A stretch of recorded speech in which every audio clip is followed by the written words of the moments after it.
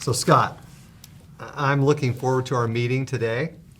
And the reason I wanted to come in and talk with you is to talk about how you could get your salespeople to adopt a few specific behaviors that would have a dramatic effect in helping them sell more.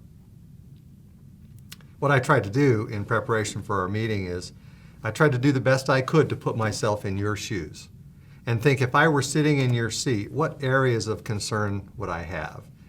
And so I used all the information that's available to me outside your company, and I'd like to just share my thoughts about that, get a reaction.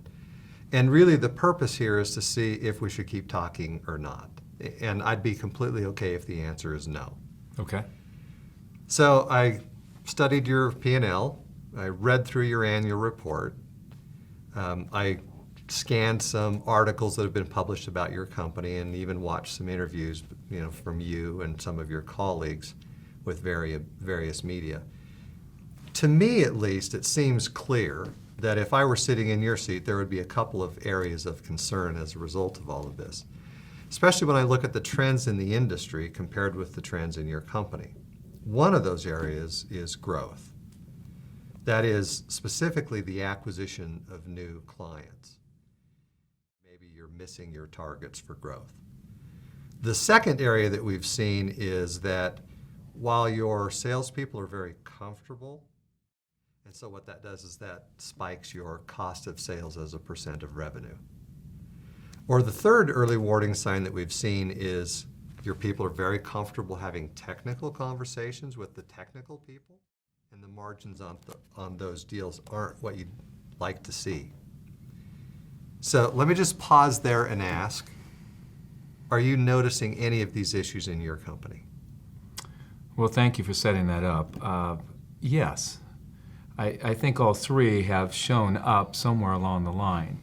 The ones that have the greatest interest to me are they talk too much, because I'm not convinced our salespeople even know what they're talking about at times and how to best set that up. The second thing is the third one you mentioned, and that is they're far too technical. They don't really get to the business issues. And it's been really quite appalling at times that we're not really having the right kinds of conversations. The qualification piece, we have people working on right now. I'd be open to any thoughts you might have, and yet I think we have that one licked. Good. So I guess that brings me to this question. If we had some thoughts on how you could make significant progress in those two areas that you mentioned, is that something you'd want us to share? Yes, absolutely. Okay. So before I leave today, I'll at least give you a high-level view of what we would do and how we would approach it. And in order for me to make my comments relevant, I'm going to need to find out some more information from you. So before I dive into that, let me just ask, in addition to these two issues that you've mentioned, what other issues are concerning to you as it regards your sales efforts? Well, I think the one I would add is our salespeople lack the ability to. So what you should have seen in this role play is how this pattern allows me to manage the high-risk 5.